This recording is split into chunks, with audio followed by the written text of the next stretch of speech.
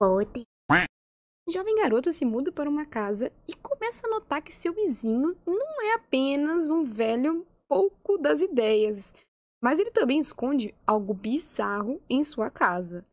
Sem provas para comprovar suas teorias, esse moleque simplesmente passa dias e dias observando seu vizinho e acaba despertando uma força maligna um tanto vingativa.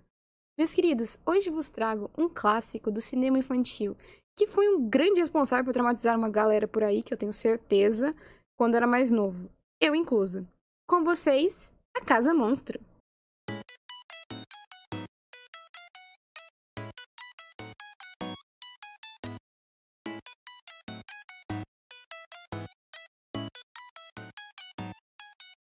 A Casa Monstro é um longa-metragem de animação em stop motion que é um gênero muito aclamado pela galera. Justamente por quê? Porque ele é um gênero de animação que envolve muito carinho e dedicação da equipe. Por que vocês me perguntam? Curiosidade foda aqui. Stop motion leva cerca de 24 a 36 fotos para fazer um frame perfeito. Então vocês já imaginam o trabalhoso que é para fazer um filme inteiro dedicado a isso? Pois bem, um louco nos cinemas pensou e fez. E aí você me pergunta ainda, mas tirando essa curiosidade, o que esse filme tem que traumatizou uma galera? O filme mistura um teor de terror com animação focada pra criança. E o que pode dar mais medo numa gurizada do que uma casa que ganha vida e mata pessoas que se aproximam dela? Né? A Casa Monstro começa nos apresentando uma menininha bem inesquecível que só serviu para introduzir o clima tenso do filme. Uma guriazinha que tá andando pela calçada com seu triciclo e acaba prendendo a roda no quintal, onde tem uma casa muito sinistra e já chega a dar arrepios na pequena. Ela até tenta sair, mas com a roda estranhamente agarrada no pedaço de grama, a menina começa a se mijar de medo, né? É porque é uma casa, a casinha é um pouquinho tenebrosa mesmo, né? Eu acho que qualquer ser humano nessa cena ia ficar morrendo de medo, né? A porta abrir lentamente e do nada sair um velho doido atrás de você. Eu acho que isso aí ia dar medo em qualquer pessoa. O velho chega apavorando a menina, né? Falando que ela vai ser devorada se ela não sair do quintal do cara. E ela, basicamente, que ela não é burra nem nada, ela sai vazado mesmo, deixando a bike pra trás. E o velho raquítico, de raquítico só tem o braço, né? Porque o cara tem um bracinho fininho. E eu não sei como ele fez isso aqui, mas tá dentro do filme. Esse velho, então, volta pra dentro da casa dele e sabe que tá sendo observado e olha justamente pra frente. E é quando a gente conhece o nosso primeiro protagonista do filme. DJ, um moleque de 13 anos, mais ou menos uns 13 anos, né? Não tá ligando mais pra isso de pedir doces. Eu aqui com 26 anos querendo que o Halloween fosse mais reconhecido aqui no Brasil, né? Porque, eu ia adorar me vestir com um macacão de Pikachu, no caso de Eve, que é o que eu tenho, né? De verdade, pra sair pedindo doces, velho. Mesmo que vou ganhar aqueles doces de guarda-chuvinha, né? Com sabor de plástico, eu já ia me sentir muito realizada se eu conseguisse isso na vida. O Bocão dá uma leve zoada com ele, porque pra ele é meio retardado, né? É meio idiota você querer ficar parecendo muito um adolescente, sendo que você é ainda uma criança, por mais que você tenha 13 anos, ainda assim é uma criança. O que é a porta abrindo lentamente. Na hora que a porta abre lentamente, o velho sai correndo e vai justamente pra cima do moleque, pegando e levantando ele no ar, quase enforcando o menino. Parece que o ódio que esse cara sentiu tanto no coração do menino por estar além do terreno dele, que o velho infarta. O cara infarta. O cara literalmente infarta. E aqui eu já devia falar, eu já vou falar que a cena aqui, ela é bem meio estranha, bem medonha. Mas eu fico pensando como que esse moleque não se machucou. Porque um velho de uns 60 quilos caindo em cima de você, todo duro, eu acho que deve doer. Eu acho que deve doer. Ainda mais que você tava erguido no ar. Devia ter doído um pouquinho. Mas talvez a grama amorteceu a queda, né? Vai saber. Tem aquela ceninha ali, ó, da grama prender a roda, né? Eles colocam o velho na garupa e saem vazado. Só que sem ligar a sirene. E nisso o Bocão já fala que não é muito um bom sinal. E aí o DJ começa a se lamentar mais ainda, falando que ele deve ser um assassino, porque ele matou o velho. É que ele não tem muita culpa, né? O velho infartou, isso pode acontecer a qualquer hora. Detalhe aqui pro Bocão tentando ser o melhor amigo possível. Uau! Sou um assassino. Não é não. Não? Quando é um acidente, chamam de homicídio culposo. É, meu filho. É uma ótima escolha sua de palavras pra tentar diminuir na cabeça do teu amigo a merda que vocês fizeram, que ele fez ele pensar que ele matou alguém. Ao mesmo tempo que os moleques estão se lamentando, a gente tá vendo essa cena de dentro da casa. E aqui a gente pode ter uma certeza que alguém tá marcando o DJ. E aqui abatemos mais uma cota do filme, né? Que a gente já teve o adolescente que quer pagar de Ed. Tivemos o gordinho comédia da tropa. E temos mais uma das cotas. A gótica roqueira, que tenho certeza que foi o crush de muita gente aí. Essa daí é a Zia. A Zia já relembra as leis da casa, né? Reforçando também aquele estereótipo de: ai, eu sou a gótica, eu sou fria, não somos amiguinhos, porque eu sou descolada. E o DJ, sem muito como revidar, né? Ele vai pro quarto e começa a sentir um calafrio estranho, como se alguém tivesse olhando pra ele. Sem muito o que fazer, o menino decide dormir mais cedo, porque ele percebe que a fim de semana dele vai ser uma merda, né? Detalhe, olha o pesadelo que esse moleque tava tendo. Se fosse eu no lugar dele, eu já tinha acordado toda mijada. Nesse susto que ele toma, o telefone começa a tocar e ele acha que é um trote, porque ele atende e ele ouve um resmungo dentro do telefone. E ele acha que tá vindo da casa de Paminhondas. E ele retorna a ligação para confirmar a veracidade da questionamento dele. E nessa cena, o filme já começa a brilhar de tensão. Sim, e aqui a gente tem mais um personagem icônico do filme, Magrão. Um cara que tenho certeza que ele nunca trocou uma ideia com o Leão da Proerd. Cara, claramente não é gente fina, né? Ele azucrina com um DJ e fica dando em cima das Zias sem nem lembrar que a criança tá perto, né? Pô, o cara estragou a pelúcia do maluco aqui, velho. Começou a beijar a pelúcia do maluco, que coisa nojenta, velho. O garoto começa a se sentir como se a vida dele estivesse em risco, né? E daí ele liga pro Bocão pra marcar um rolê na madrugada pra eles começarem a conversar sobre o evento que eles passaram hoje. E onde foi esse rolê, basicamente? Num canteiro de obras. É só num canteiro de obras o rolê dos moleques. E aqui a gente também tem uma das melhores cenas do Bocão falando o que aconteceu, onde que estão os pais dele. Meus filhos, boa noite. Bocão, cadê seus pais? Meu pai tá na farmácia e a minha mãe foi ao cinema com o personal trainer dela. E a gente também tem essa cena aqui do DJ tentando sair de casa e vendo por que o Magrão ele não é muito gente fina. A famosa, a braba, a pipa maneira. E o Magrão havia perdido quando era criança porque ela caiu dentro do terreno do velho, né? E ao ver sua tão lembrada pipa maneira, o rapaz pensa nem duas vezes em ir buscar ela, né? E aqui a gente é lembrado pelo filme porque que é um filme de terror isso aqui.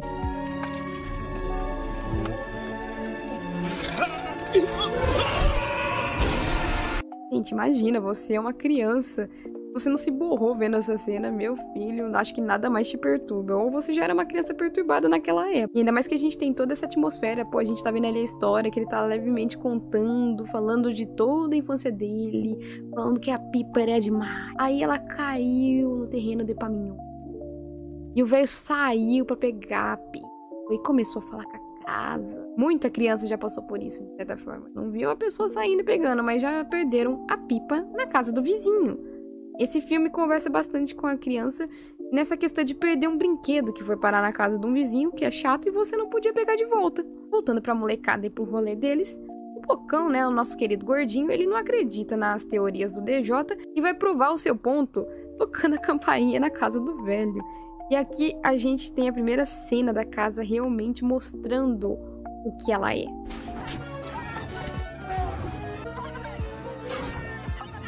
E aqui os moleques percebem que eles não estão lidando com uma coisa muito normal. Os garotos se borram de medo e saem vazados para casa do DJ e depois eles passam a noite toda observando a casa. E eu acho que isso aqui não é Guaraná não, gente, então... Mas acho que não é pior nem isso, e sim a quantidade de garrafa que eles usaram. Cara, como que alguém consegue fazer tanto xixi desse jeito? Eles vararam a noite fazendo isso e logo de manhã, ao acordarem, eles são acordados pela Zia, que pergunta pelo Magrão. E eles falam que o cara deve ter morrido, que a casa pegou ele, foi de Vasco, porque eles encontraram a garrafa dele de ontem. O Bocão avista uma ruivinha muito da simpática que ele se apaixona na hora. E o DJ também, por ser outro curioso, também dá uma olhadinha e eles começam a ficar numa rixinha entre eles pra ver quem que vai ficar com a menininha no final. Mas tudo isso corta quando eles veem que a menina tá indo direto pra casa do defunto. Os dois moleques saem vazados pra tentar salvar a menina, mas ela se mostrando ser um monstro. O nome do filme. Eles conseguem salvar a menina, né, e de volta pra casa do DJ correndo. E aí o pai do Bocão liga pra ele, né? A menina tá desnorteada, né? E ela pede uma explicação pros meninos. E temos essa cena maravilhosa. Bocão, mãe, vai, vai tentar coquinho, vai. Vai, deixa eu abrir cerveja. Oi, gatinho, esse é o Bocão. Deixa eu deixar. A garota então pega o telefone e vai tentar explicar o BO pra mãe dela, né? Ver se a mãe pode ajudar em alguma coisa. E aí a gente vê essa cena dos meninos apaixonadinhos começando a dar uma leve tretada entre eles pra ver quem que vai ficar com a menina. A mãe da menina realmente acha que ela tá vendo coisa, né? Ela não acredita nela. A menina, então, sem muito o que fazer, entra pro grupinho da turma, os AMVQC. Antes minha vida que a casa. Isso era pra ser uma piada com minha casa e minha vida. O trio Parada Dura, então, resolve chamar a polícia, mas só depois que eles veem um doguinho sendo pego pela casa. E aqui a gente percebe que o filme se passa no Canadá, por causa do uniforme da polícia. Curiosidade inútil, os americanos, em sua maioria, gostam de zoar com canadenses, sabe lá Deus o porquê. E eu acredito que isso é equivalente a gente aqui no Brasil zoando com o argentino, né? A polícia, quando ela chega no local, começa a fazer um desserviço, zoando a galera, achando que eles foram chamados à toa. DJ até tenta provocar a casa, né? Mas a casa não é tonta. Ela fica quietinha ali até a polícia vazar, né? O Bocão até tenta azucrinar com a casa jogando uma pedra, mas não é a casa que ele acaba azucrinando. Ele acaba azucrinando mais com a polícia, que pega, fica puta com eles. Vendo que a polícia não vai ajudar, o nosso trio percebe que vai precisar de ajuda profissional de um especialista em monstros e coisas do além. Eles vão buscar a ajuda com o Cabeça. Campeão regional do videogame Estás Bem Morto. Eles o chamam de Cabeça. Ele já jogou 4 dias seguidos com uma moeda, 4 litros de leite e uma fralda de Deus. Ele é uma lenda. Meu amigo, como que esse cara tá tanto tempo usando uma fralda? Cara, eu sou mulher, eu já acho horrível usar OB todo mês. E ainda por cima eu vou ter que ficar trocando esse treco. Porque fica parecendo, fica suado, fica parecendo uma fralda. Agora você imagina ficar usando uma fralda de idoso e não trocar ela e ainda assim continuar jogando. Meu irmão, o ânus desse cara deve estar suplicando por uma pomadinha com hipoglose. Eles perguntam para um Cabeça, né, se ele sabe de alguma coisa que pode explicar sobre o espírito possuindo a casa.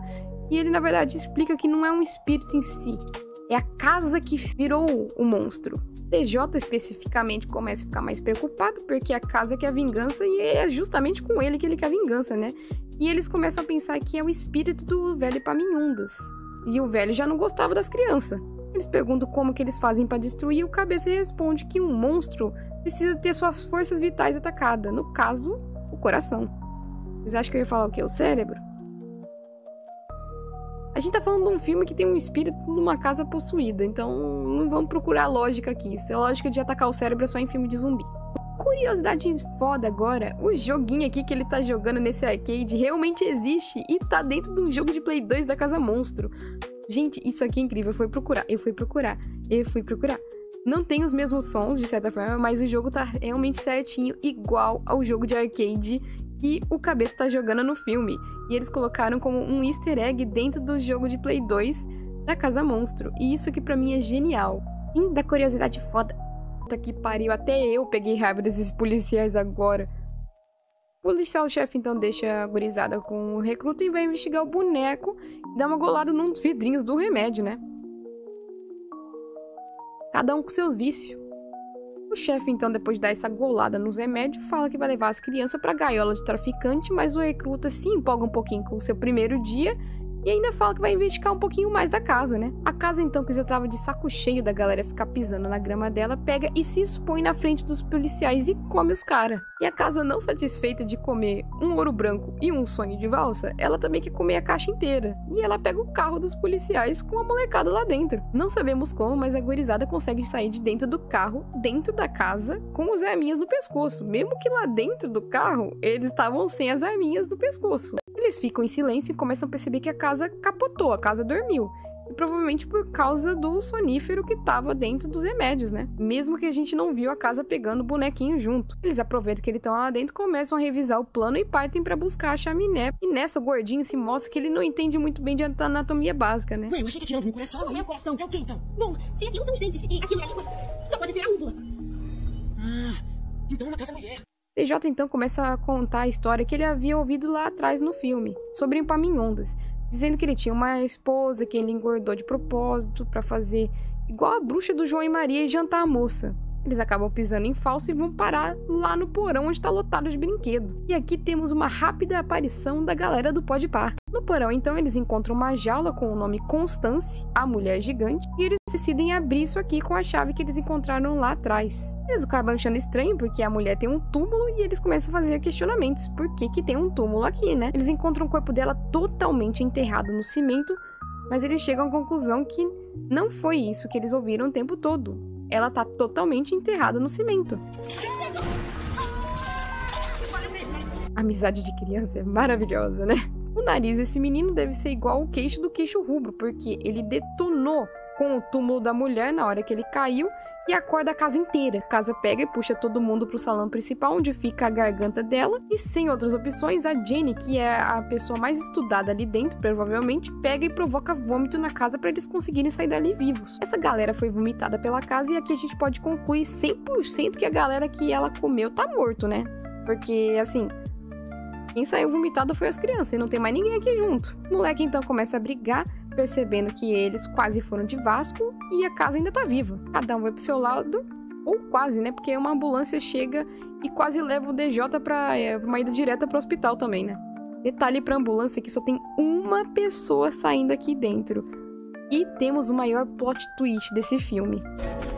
Sim, o velho tá vivo, roubou uma ambulância do hospital e voltou pra casa dele. O velho mete apavoro nas crianças, dizendo que elas vão morrer se não sumirem dali, e de repente o cara muda da água pro vinho, perguntando a data daquele dia. E lembra que eu tinha falado que o clima desse filme é maravilhoso porque tá acontecendo no Halloween? E é justamente aqui que a gente tem uma melhor explicação, porque você tá tendo literalmente um festival, né? Um feriado, um festival, uma festividade que é sobre passar nas casas e catar doce. E você tem justamente uma casa que você não pode ir. E o melhor desse filme é que eles não fizeram igual muitos filmes por aí, que colocam uma casa meio isolada de dentro da cidade. Aquelas casas que ficam em morrinhos, tem um aspecto bem sombrio, e é uma casa que claramente não é pra você chegar perto. E mesmo assim você chega, em vários filmes de terror. Porém aqui não. Aqui você tem uma casa que tá no meio da cidade e é só uma casa velha.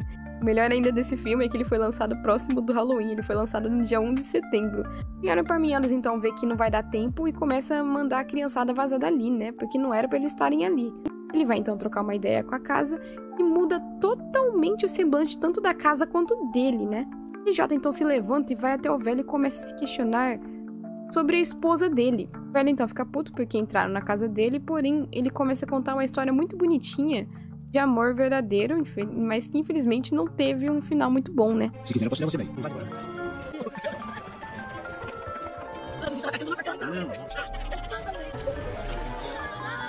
O filme ainda nos mostra como que a Constance morreu, e só de pensar ela morreu dessa maneira, o espírito dela então virou um obsessor, porque ela não quis sair da casa, ela começou a usar a casa e começou a se manifestar através da casa. E nesse semblante que ele adotou, ele começou a traumatizar a criançada, porque só traumatizada que a criançada não chegava perto, principalmente no Halloween, que é a época mais perigosa para chegar perto da casa. DJ então, depois de saber a verdade, fala pro velho deixar a esposa dele, porque depois de tanto tempo protegendo eles, agora é eles que tem que proteger o velho. Pô, DJ é sacanagem, você tá falando pro velho virar um mendigo na cara dura assim. Mesmo relutante, o Epaminondas decide abandonar a casa dele, né?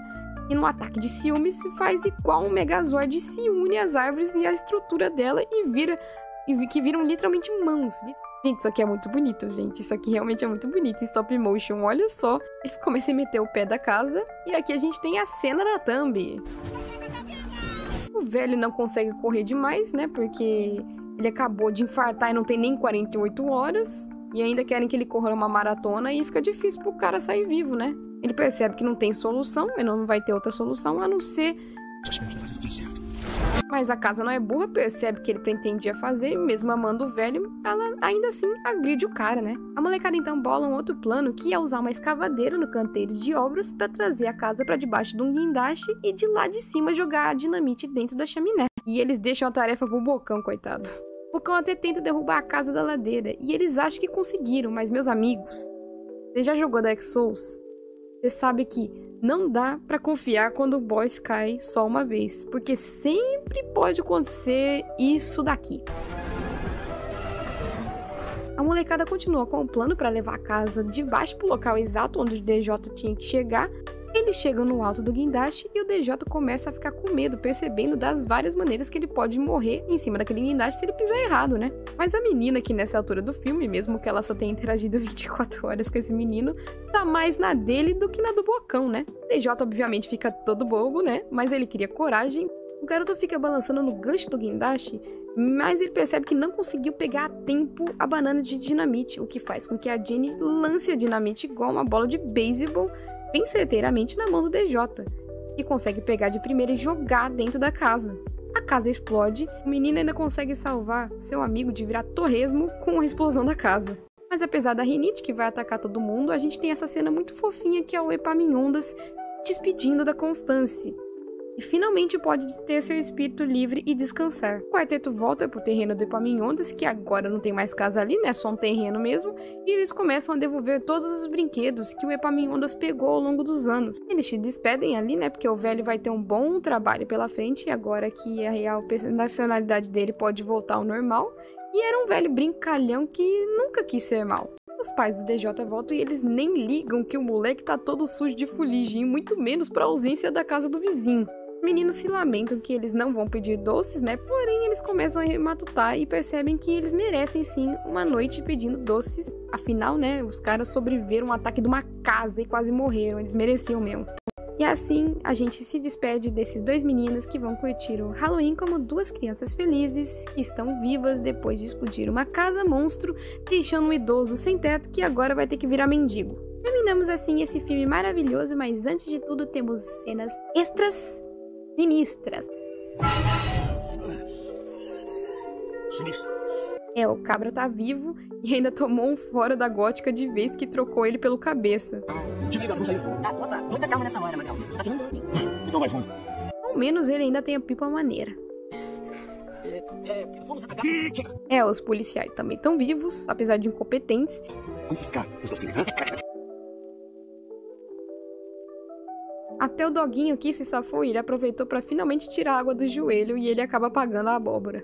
A Casa Monstro foi um puta filmaço custando cerca de 75 milhões de dólares para ser produzido e faturou cerca de 141 milhões de dólares, ou seja, o filme se pagou pra caramba e foi um sucesso de bilheteria. E também a gente não tem como negar, porque o filme merece sim o sucesso todo que ele fez. Ele trouxe uma atmosfera de terror muito bem colocada, mesmo com alguns furos de roteiro, mas para uma criança que está assistindo o filme, não é algo que interfere a imersão dela dentro desse filme, porque são coisas que não ficam tão perceptíveis. O terror aqui te deixa bem tenso, porque estamos falando sobre uma casa possuída, e não é apenas um filme sobre espíritos que estão aparecendo dentro da casa. E ainda temos essa trama que se passa no Halloween, e que é a época basicamente onde toda casa nos Estados Unidos é visitada por crianças para pegar doce. Casa Monstro pra mim é um filme muito, muito querido. Ele tem um lugarzinho especial no meu coração, e foi um dos primeiros gêneros de terror que eu assisti. Mesmo que hoje em dia esse gênero tá morto basicamente, né? A Casa Monstro conseguiu cumprir totalmente com todos esses requisitos de ser um filme de terror, e é genial pra mim.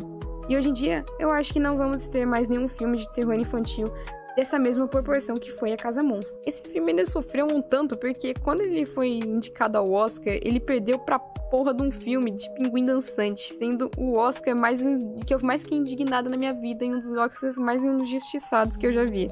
A Casa Monstro, pra mim, é um filme 8 de 10. Ele só não é 10 porque a trama dele é um pouco rápida demais, porque a gente fica muito imersivo no filme. Isso não é ruim, mas também eu queria que o filme fosse um pouquinho mais longo. E também porque 3 anos depois íamos ter o lançamento de, pra mim, o melhor filme de terror já lançado pra crianças. Quer saber qual é o filme que eu tô falando? Fiquem ligados pro próximo vídeo. Então, deixa seu like, se inscreve aí pra me acompanhar, ativa esse sininho, que eu sei que muita gente que assiste essa merda de canal meu não é nem inscrito, não deixa o like e não comenta. Aí também não dá pra ficar sabendo de quando lançar vídeo, né? Então, faz o favor, vamos interagir aí nos comentários, deixa tudo que eu te pedi e aguarde o próximo vídeo. E se quiser já pode chutar aí qual que você acha que vai ser o próximo. Bye, bye!